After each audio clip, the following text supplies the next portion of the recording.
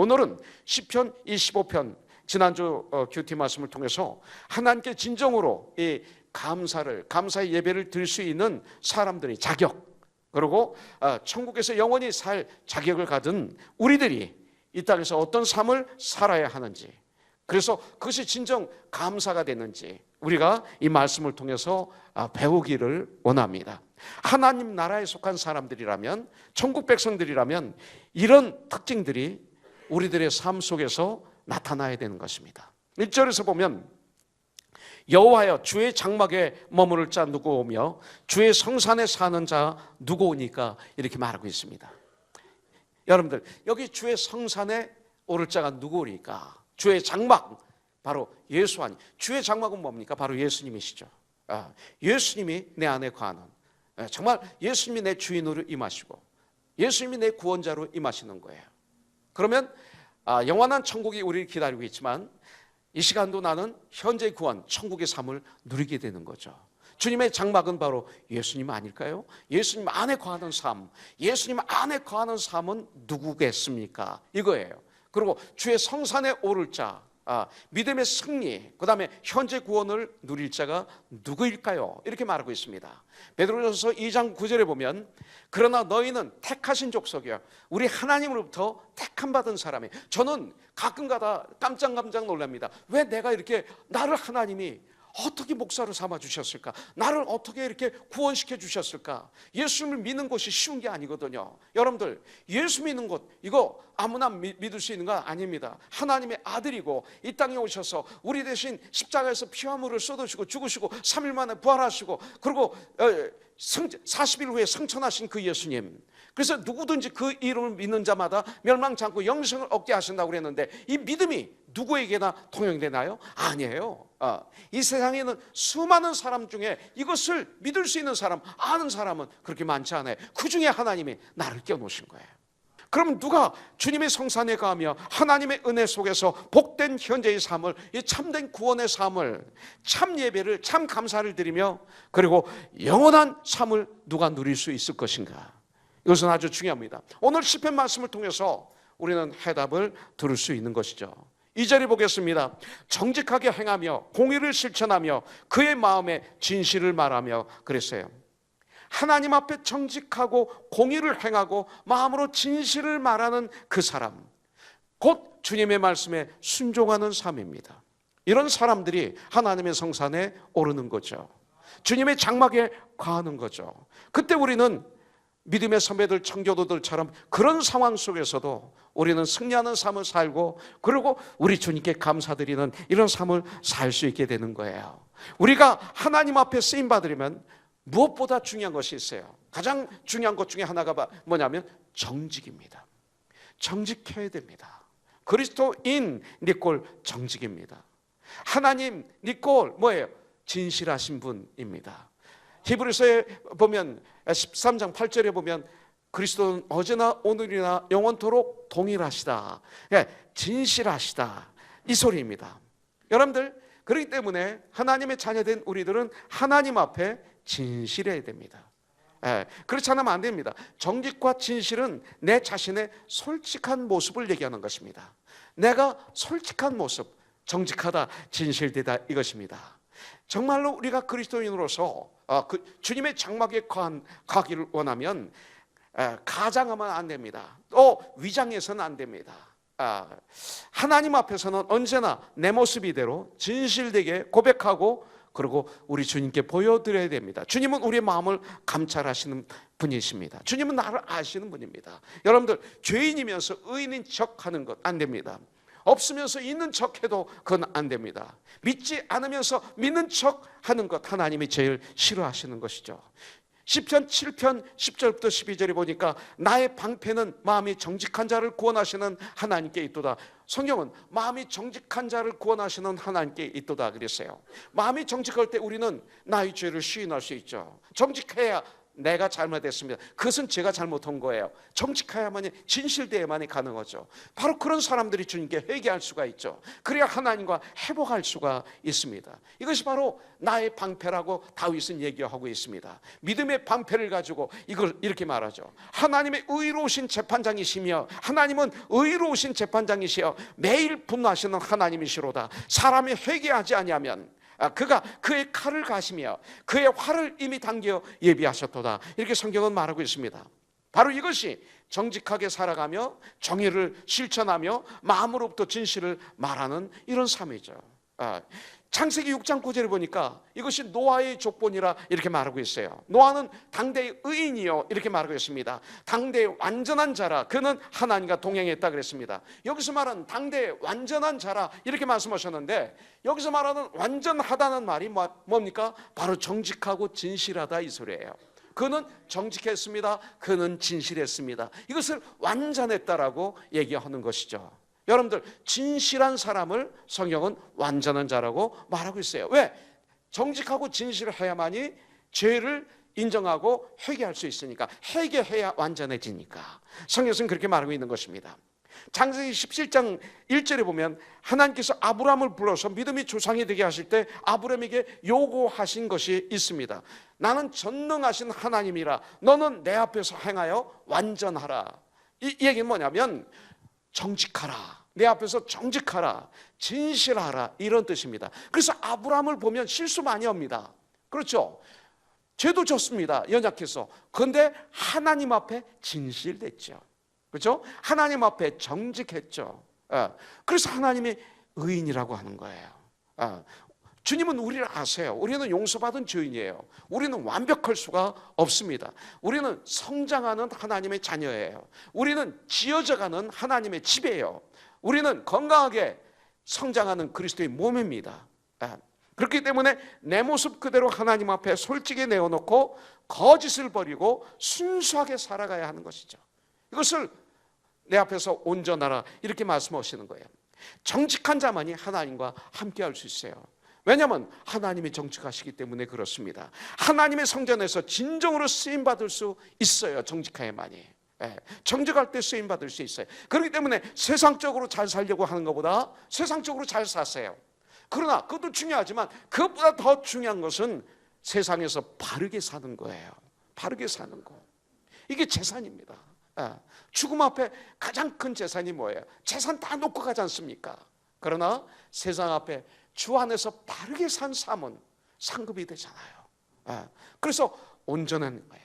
2절에 보니까 공의를 실천하며 이렇게 말하고 있습니다. 주의 성산에 거할 자는 공의를 실천하는 생활을 해야 됩니다. 왜냐하면 하나님은 공의의 하나님이시기 때문에 그렇습니다. 하나님은 미가 선지자를 통해서 우리들을 향하신 하나님 뜻이 무엇인지 말씀하고 있는 것을 볼 수가 있어요. 미가서 6장 8절에 보면 사람아 주께서 선한 것이 무엇임을 내게 보이셨나니 여호와께서 내게 구하시는 것은 오직 정의를 행하며 인자를 사랑하며 겸손하게 내 하나님과 함께 행하는 것이 아니냐 이렇게 말씀하고 있어요. 성경이 말씀하시는 공의는 공의로우신 하나님의 뜻을 따라 행하는 것을 말하고 있어요. 하나님의 말씀에 순종하는 삶을 살기 위해서 최선을 다하는 삶, 이걸 말하자면 오직 정의를 행하여 공의를 행하여 이런 뜻입니다. 그렇다면 저와 여러분들이 정말 그리스도인으로서 이 공의 정의를 행하기 위해서 얼마나 우리가 기도하고 얼마나 목말라 했습니까? 여기에 문제가 있는 것입니다. 이제 이 땅에서 우리는 전쟁해야 됩니다. 그 전쟁을 얼마나 우리는 해봤습니까? 이것입니다. 그 다음에 뭡니까? 2절에 보면 그 마음의 진실을 말하며, 우리 마음이 진실치 못하면 우리의 말이 진실치 못합니다. 마음이 진실할 때 말이 진실하죠. 마음이 거짓투성이면 입에서 거짓투성이가 나옵니다. 우리가 진실하지 못하면 마음이 부패하고 거짓된 증거입니다. 우리들의 하나님은 이 땅에서 진실한 사람을 지금 찾고 있어요. 하나님은 진실한 사람을 쓰시길 원하세요. 우리는 하나님 나라를 세워나가는 천국의 군사들이잖아요. 우리는 천국의 군사들이에요. 하나님 나라를 이 땅에 이루어나가는 우리 코너스톤, 우리 형제자매님들, 마음에 진실을 품으세요. 진실은 너무나 진실을 품고 진실을 말하는 그런 성도가 되시길 주님의 이름으로 축복합니다. 자, 3절을 보겠습니다. 그의 혀로 남을 허물하지 아니하고 그의 이웃에게 악을 행하지 아니하여 그 이웃을 비방하지 아니하며. 주의 성산에 올라갈 사람이 누굽니까? 주님의 장막에 거할 수 있는 자격이 무엇입니까? 이웃과의 관계에서는, 사회생활에서는 믿음을 증명해야 됩니다. 예수님을 정말 믿습니까? 그 믿음이 그들에게 증명이 되어야 됩니다. 저들은 과연 그리스도인이다 라고 증명이 되어야 됩니다. 손가락질 받으면 안 됩니다. 여기 3절에 보니까 그의 혀로 남을 허물하지 않고 그의 이웃에게 악을 행하지 아니하며 그의 이웃을 비방하지 아니하며 말하고 있습니다. 여러분들, 부모나 형제를, 성도를 원망하고 이웃을 참소하며 남에게 손해를 끼치는 사람은 하나님의 나라에 들어가지 못합니다. 하나님께서 하나님의 형상으로 선하게 지으신 아담이 있지 않습니까? 모든 인류의 조상 아담, 인간 아담이 타락했을 때, 타락하고 난 다음에 일어난 현상이 뭡니까? 부부가 서로들 간에 책임을 전가하지 않았나요? 당신이 나에게 주신 저 아내 때문에, 저 사탄이 나를 꼬셔서 서로들 책임을 전가했습니다. 그 죄악이 들어오고 난 다음에 그 다음에 뭐예요? 형이 동생을 죽이죠. 이런 일이 일어납니다. 또 이웃을 회방하고 참수하는 존재가 되고 말았습니다. 이것이 죄가 들어왔을 때 일어나는 사건이에요. 하나님께 쓰임받고 하나님이 인정하는 사람은 이웃에게 선한 기쁨을 주게 되어 있습니다. 나를 통해서 이웃이 회복이 됩니다. 이것이 그리스도인입니다. 전도가 뭐예요? 그들을 회복시키는 거예요. 하나님과 그들의 관계를 회복시키고 그들의 삶을 회복시키는 거예요. 어떤 그 경쟁의식에 의해서, 우리 교회 부흥을 위해서 욕심 때문에 내가 누구보다도 많이 전도해야지, 이런 거룩한 욕심이 아니에요. 잘못된 욕심이 될 수가 있어요. 정말 사랑하기 때문에 사랑의 발로로 하는 것이 아니라 그런 마음으로 하는 것들이 너무나 많은 것을 우리가 볼 수가 있어요. 참 주님의 사랑이 나에게 임하면 주의를 정말 유익하게 하고 회복되게 하는 것을 볼 수가 있죠. 3절에 보니까 그의 혀로 남을 허물하지 아니하고 그의 이웃에게 악을 행하지 아니하며 그의 이웃을 비방하지 아니하며 그랬어요. 말에 대해서 나오는 걸 볼 수가 있습니다. 개혁판에서는 그 혀로 참소하지 아니하고 그 친구에게 행하지 아니하며 그 이웃을 해방하지 아니하며 이렇게 말하고 있어요. 사람의 이 언어를 보면 그 사람을 알 수 있어요. 여러분들, 언제 어디서 누구와 어떤 말을 하는가, 이걸 들어보면 그 사람이 어떤 사람인지 우리는 알 수 있는 것이죠.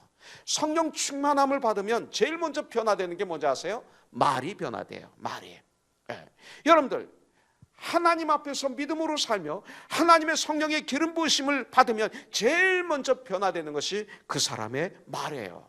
나를 자랑하던 언어가 성령 충만함을 받으면 예수님을 자랑해요. 언어를 가지고 변화됐죠. 그런데 목사님, 저는 원래 성격이 이래서 말을 이렇게 합니다. 그건 문제 있는 거예요. 성령 안 받은 거예요. 마음을 새롭게 함으로 변화를 받지 않은 거예요. 여러분들 사도행전 1장 8절에 보면 오직 성령이 임하시면 너희가 권능을 받으면 증인이 된다고 그랬어요.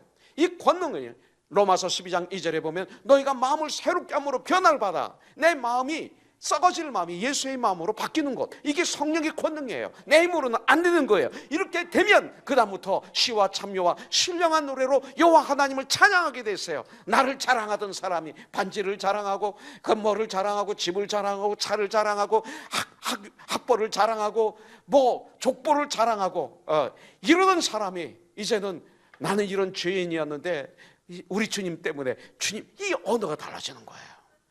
성령을 받으면. 그래서 거룩한 말을 합니다. 덕이 되는 말을 합니다. 생명을 주는 말씀을 증거하게 되는 것입니다. 말에는 엄청난 능력이 있습니다. 하나님께서는 이 세상을 말씀으로 창조하셨기 때문에 이 말의 능력이 있는 거예요. 이 말의 능력 가운데 가장 큰 능력이 뭘까요? 바로 기도입니다. 그래서 기도는 능력이 있는 것입니다. 우리가 하나님 앞에 내 입술을 열어 말로서 기도를 드림으로 하나님의 창조의 사역에 동참하는 것이 되는 것입니다. 기도는 세상을 같이 움직이고 있는 것입니다. 우리의 기도, 어떤 기도가 되어야 돼요? 겟세마네 동산의 기도가 되어야 됩니다. 아버지여, 할 수만 있으면 이 잔을 내게서 지나가게 하여 주시옵소서. 그러나 내 뜻대로 하지 마시고 아버지의 뜻대로 하여 주시옵소서. 세 번째 기도가 뭐예요? 아버지여, 내가 이 잔을 받겠나이다. 기도는 뭡니까? 내가 주님을 닮아가는 과정이에요. 내 생각이 주님을 닮아가고 언어가 주님을 닮아가고 나의 삶이 주님을 닮아가는 과정을 기도 생활이라고 성경은 말하고 있죠. 내가 원하는 걸 받는 게 기도가 아닙니다. 기도는 아버지 하나님과의 대화입니다. 또한 우리가 생명의 말씀을 우리의 입술로 증거하면 어떤 일이 일어나는지 여러분들 아시죠? 입술을 가지고 우리가 생명의 말씀을 전하잖아요. 세상의 노예였던 사람이 하나님의 자녀로 변화됩니다. 생명의 말씀을 받고 듣고 믿으면 세상의 노예가 하나님의 자녀로 변화됩니다. 우리의 입술의 말을 통해서 사람을 죽이기도 하고 살리기도 하지 않습니까? 망령된 자는 하나님을 떠나 사는 사람을 망령된 자라고 그럽니다. 그런 사람의 수고는 헛수고가 되고 많은 것이죠. 시편 12편 8절을 보면 비열함이 인생 중에 높임을 받을 때에 악인들이 곳곳에서 날뛰노도다 이렇게 말하고 있어요. 더러운 것들이 인생 중 높아질 때 악인이 곳곳에서 날뛴다고 성경은 말하고 있어요. 지금이 그런 시대가 아닙니까? 성경은 말합니다. 멸시해야 될 사람을 멸시하라고 그럽니다. 여러분들, 이것이 우리의 믿음입니다. 그런데 우리는 멸시해야 될 사람을 존경하고 존경해야 될 사람을 멸시하지는 않습니까? 진정한 교회는 예수 그리스도를 알지 못하는 그런 불신자들을 불쌍히 여기면서 그들에게 복음을 들고 나가야 하는 것이죠. 가장 큰 사랑이 뭡니까? 그들이 예수님을 나의 주인으로 나의 구원자로 영접하고 영생을 얻고 죽음을 통과하는 것, 억제하는 것, 이것이 가장 큰 사랑이 아닐까요? 그런 교회들을, 곧 그런 성도들을 우리는 존경해야 된다 이거예요. 존경할 자를 존경하라. 바로 이런 사람들을 우리가 존경해야 돼요. 그렇습니다. 멸시할 것은 철저히 멸시해야 됩니다. 존경할 것은 존경해야 우리 사이에 변화가 일어나는 거예요. 죄는 멸시해야 됩니다.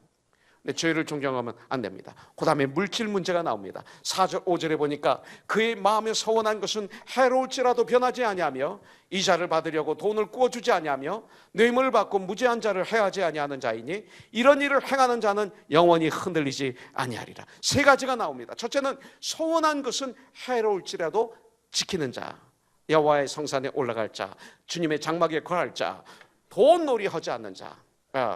그렇다고 해서 은행에다 저금하지 말라고 그래요? 예수님이 말씀하셨죠. 왜 땅에 파묻었느냐? 은행에 저금하면 이자가 나올 거 아니냐? 이렇게 말씀하고 있는 것입니다.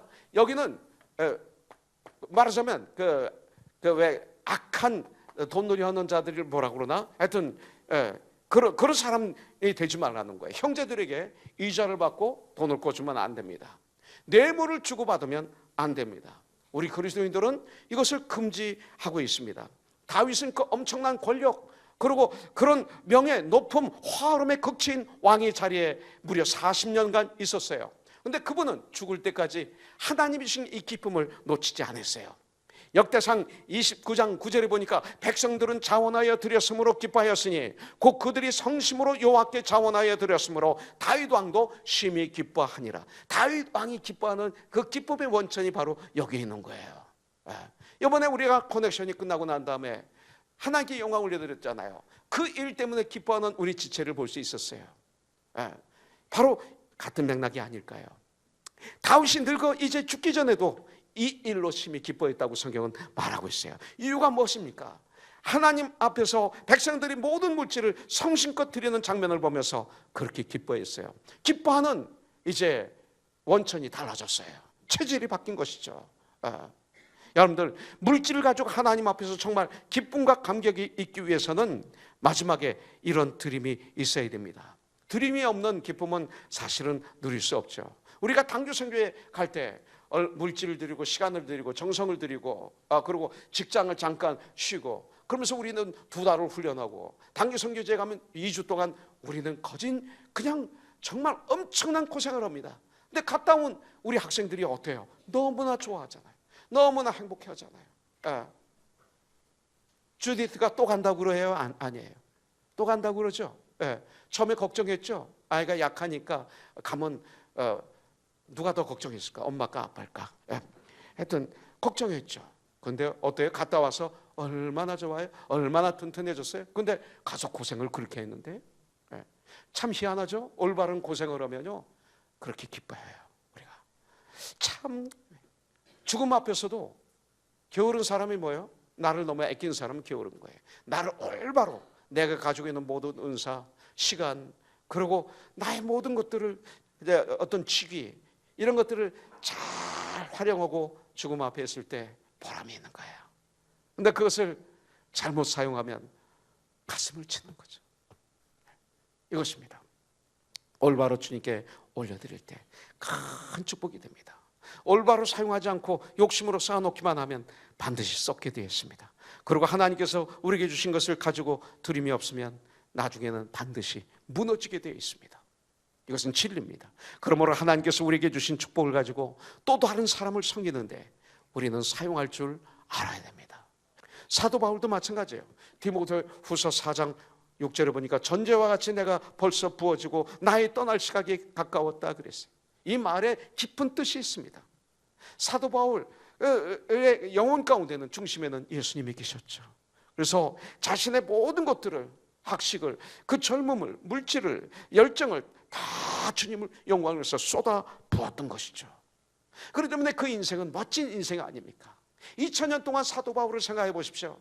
2000년 전에 이미 천국에 간 사도 바울을 통해서 우리가 얼마나 은혜를 받도록 주님은 역사하고 계십니까? 멋진 인생이었습니다. 그 인생에 여러분들, 우리들도 삶 속에 항상 그리스도의 제단을 중심에 모시고 우리의 모든 것을 쏟아부을 수 있는 믿음의 종들이 되기를 주님의 이름으로 축복합니다. 여러분들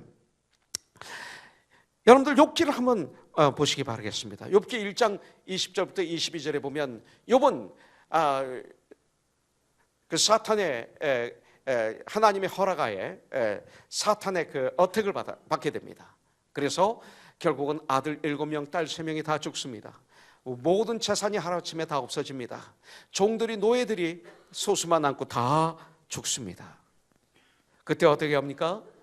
욥이 일어나 겉옷을 찢고 회개하고, 겉옷을 찢는다는 게 회개, 머리털을 밀고, 이것은 하나님 앞에 뜻을 정했다는 얘기예요. 갱그리아에서 사도 바울이 하나님께 서원할 일이 있어서 머리를 깎았다 그랬습니다. 갱그리아는 바로 베베가 있는 항구죠. 그래서 머리털을 밀고 하나님 앞에 그러면 그럴수록 더욱 주님 일을 하기로 뜻을 정하고 땅에 엎드려 겸손하게 주님을 예배합니다. 이르되 내가 모태에서 알몸으로 나왔은즉 또한 알몸이 그리로 돌아가올지라. 주신 이도 여호와시요 취하신 이도 여호와시니 여호와의 이름이 찬송을 받으실지이다 하고 이 모든 일에 욥이 범죄하지 아니하고 하나님을 향하여 어리석게 원망하지 아니하더라. 성경은 이렇게 말씀하고 있습니다. 여러분들, 하나님을 두려워하고 하나님을 경외하는 자가 하나님의 성산에 올라가는 자고 하나님의 장막에 거하는 자라고 성경은 말하고 있습니다. 여러분들, 욥은 하루아침에 영광에서 지옥으로, 풍부에서 궁핍으로, 기쁨의 삶에서 고통받는 삶으로 바뀐 삶을 살게 되었어요. 주위에서 친구들도 욥을 비난했습니다. 사람들은 욥이 하나님 앞에 큰 범죄를 범했다고 비난했습니다. 회개하라고 합니다. 심지어 그의 부인까지 욥을 저주하면서 그러면서 그 욥을 떠나는 것을 성경을 통해서 봤습니다. 그때 욥은 어떻게 했습니까?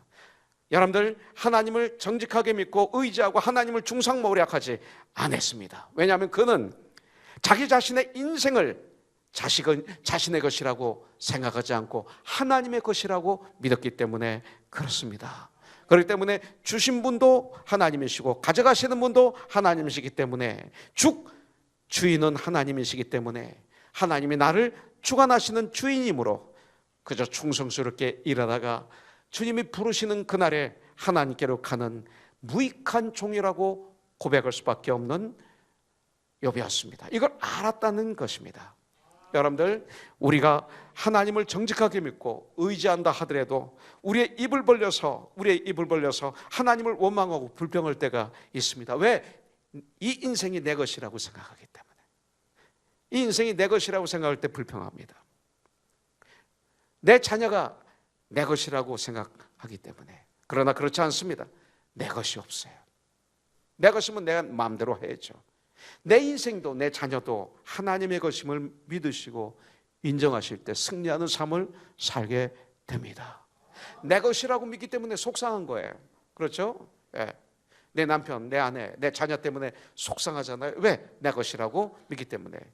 이렇게 하면 잘 자랄 것이라고 상상하고 그렇게 키웠는데, 그렇게 했는데, 결과를 예상했는데 그렇게 되지 못하니까 내 자녀한테 실망하고 낙심하는 거예요. 내가 낳았다고 내 마음대로 하는 것이 아닙니다. 하나님이 나에게 보내주신 생명입니다. 정말 우리가 하나님 앞에 정정하다고 하는 것은 하나님을 항상 인정하는 삶, 하나님이 내 삶의 주인이시고 내 자녀의 주인이시고 내 사업의 주인이시고 우리 민족의 주인이심을 안다면 우리가 원망하고 불평하고 좌절로 쓰러질 필요가 없습니다. 욥은 그러한 어려운 일을 당했을 때 사람들이 하나님이 어디 있느냐고 얘기할 때도 그는 하나님께 예배를 드렸습니다. 그래서 42장의 축복을 받은 거예요. 하나님이 예배하는 자를 가장 기뻐하시는 것 여러분들 기억하셔야 돼요. 감사의 예배. 우리의 믿음이 뭡니까? 하나님이 약속하신 것을 지키는 것이 믿음입니다.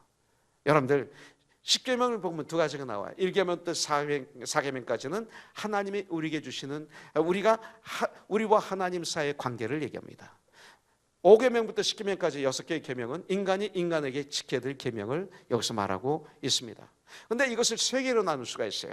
1계명부터 4계명까지는 하나님과 나와의 관계, 5계명부터 7계명까지는 이웃과 나와의 관계, 8계명부터 10계명까지는 나의 물질관으로 나눌 수가 있습니다.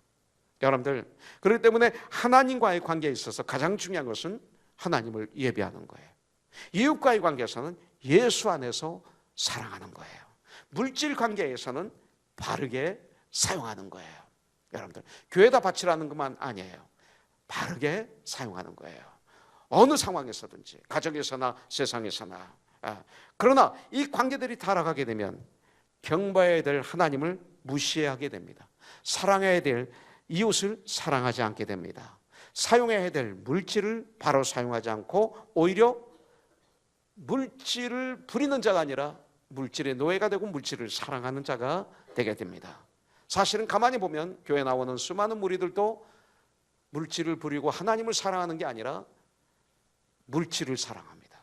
그러면 물질이 하나님이라는 것입니다. 나는 오늘 우리 모두가 하나님께는 예배드리고 형제자매들 간에는 예수 이름으로 사랑하고 물질은 올바로 사용함으로 말미암아 나를 통해서 이 땅에 하나님의 나라가 임하게 되는 하나님의 사람들이 되시기를 주님의 이름으로 축복합니다. 금요일 날 큐티 말씀 읽어드리고 끝내겠습니다. 시편 18편 1절부터 3절이죠. 나의 힘 되신 여호와여. 이 기자는 예수님을 나의 힘 되신다고 그랬습니다. 여러분들은 힘이 누굽니까? 나의 힘은 예수님이십니다. 내가 주를 사랑하나이다. 여호와는 나의 반석이시오. 우리 예수님은 나의 반석이시오. 예수님은 나의 요새시오. 예수님은 나를 건지시는 이시오. 예수님은 나의 하나님이시오. 예수님은 내가 그 안에 피할 나의 바위시오. 예수님은 나의 방패시오. 예수님은 나의 구원의 뿌리요 능력이요. 예수님은 나의 산성이시로다. 내가 찬송받으실 여호와께 아뢰리니 내 원수들에게서 나는 예수님으로 말미암아 구원을 얻으리로다. 할렐루야.